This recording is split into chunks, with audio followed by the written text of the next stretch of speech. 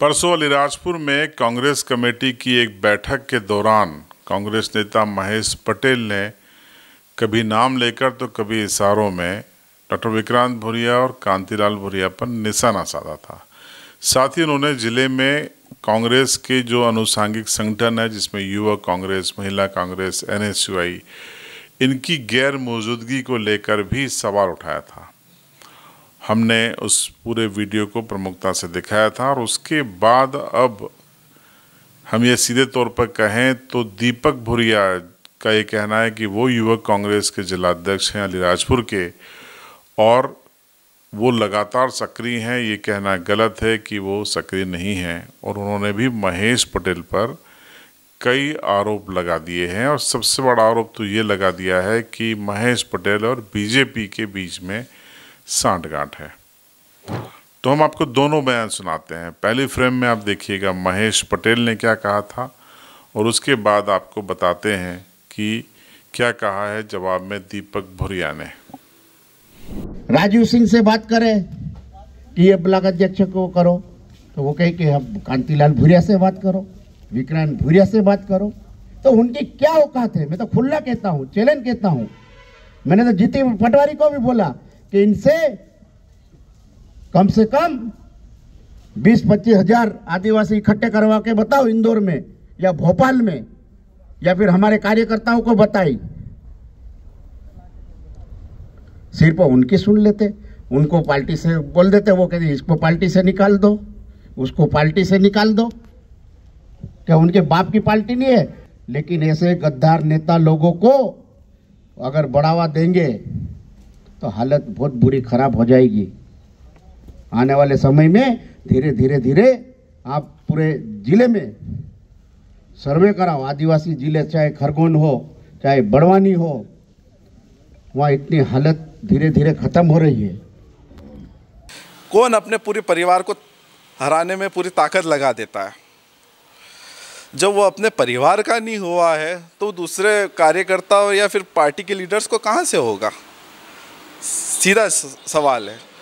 मैं तो पूछना चाहता हूँ उनसे कि आप अपने एक बार आईने में देखिए कि आपको ये चीज़, जितने भी आरोप लग रहे हैं, ये शोभा देती कि नहीं देती है।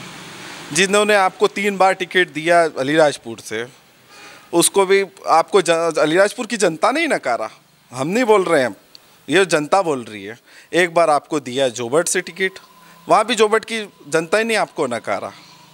उस टाइम पे भी आपने हमको बोला था कि झूठे आरोप लगाए थे कि 2021 में बोला था कि उपचुनाव हमको हराया गया है। चलो ठीक है, आपने आरोप हम पे लगाया थी। आज लोकसभा आ गया। लोकसभा के पहले की बात बताता हूँ। लोकसभा चुनाव होने के बाद आपने बोला था कांग्रेस भूरिया परिवार का जमानत जब्त कर देंगे।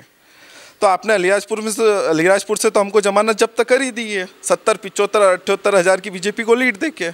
और आपको अगर हमारी बार बार चिंता होती भूरिया परिवार, कांतिलाल भूरिया, विक्रांत भूरिया की अगर आपको ज़्यादा चिंता होती है तो मैं आपको निवेदन करता हूँ कि आप झाबुआ जिले में आइए, आप घर लेके यहीं रहिए। अगर आप घर में कोई दिक्कत आती तो हम घर आपको दिला देते हैं। आप चाहे हमको मजबूत नहीं करो, पर कम से कम कांग्रेस पार्टी को तो मजबूत करो। अगर आपको जमानत जब्त बार बार याद आती हमको लेके।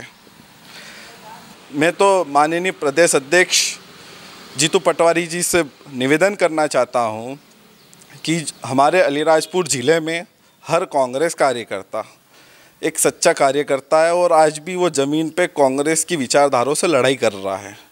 और हर कांग्रेस कार्यकर्ता एक बब्बर शेर है जो आज जोबट में कांग्रेस के विधायक बना सकता है। अगर आप मुझे प्रदेश अध्यक्ष जी अगर मुझे समय दे, कुछ समय, अगर 2-3 दिन का भी समय दे, तो वही कार्यकर्ता साथ और दीपक भूरिया और यूथ कांग्रेस के दम पे आज भी मैं 5 से 10 हज़ार की सभा करवाने के लिए आज भी मैं क्षमता रखता हूँ।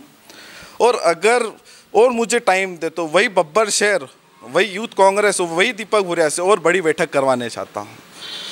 और जो भी आज हम बोलते हैं होश और आवाज़ में बोलते हैं, ना कि कुछ भी उल्टे सीधे बयान देते हैं। और बात आती है आज जो हमारे कल 2 दिन पहले हमारे अलीराजपुर के नेता ने जिस तरह उन पे आरोप लगाया, उम्र को और उनके पद को ये शोभा नहीं देता है। जिस तरह उनने जो आरोप लगाए हैं पार्टी को और बड़े नेताओं को कमज़ोर करता है। ये मैं बात किसी और की नहीं कर रहा हूँ, ये महेश पटेल जी की कर रहा हूँ मैं। हम तो लड़ाई लड़ेंगे, लेकिन ये कांग्रेस कार्यकर्ता कहाँ जाएंगे? तो उसमें भी विचार मंथन करना चाहिए। आदिवासी जिलों में आदिवासी लोगों को अपन को मजबूत करना चाहिए। जब तक युवा नहीं आएंगे वक्त तक। और अब तो मेरा तो निवेदन है कि अगर यूथ कांग्रेस नहीं बनता हो तो नहीं बनाना चाहिए, स्पष्ट कह देना चाहिए प्रदेश अध्यक्ष को। आज बाहर जिले का आज ये युवा लोग बैठे, आज कई जाके एनयूसीआई नहीं है, कहीं नहीं है। जिला कांग्रेस कब तक करेगी? पिछले कुछ दिनों से मैं पारिवारिक में व्यस्त था और देखा जाए तो कहाँ एक्टिव नहीं हूँ मैं।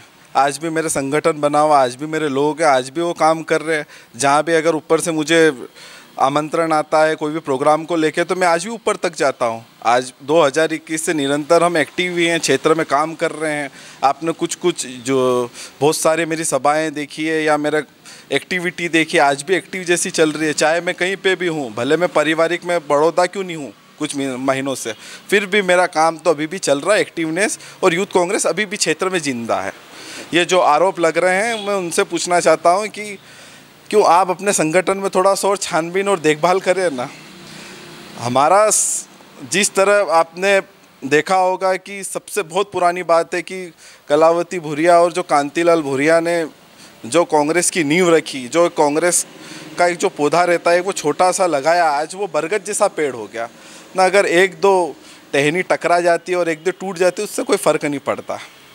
जब इनका चुनाव आता है तो ये हाथ जोड़ के वोट मांग लेते हैं, और जब अन्य कार्यकर्ता और किसी का भी चुनाव रहता है तब ये बीजेपी से साठगांठ करके हाथ मिला लेते हैं। इसका जीता जाता सबूत अभी फ़िलहाल जिला पंचायत उपचुनाव का है।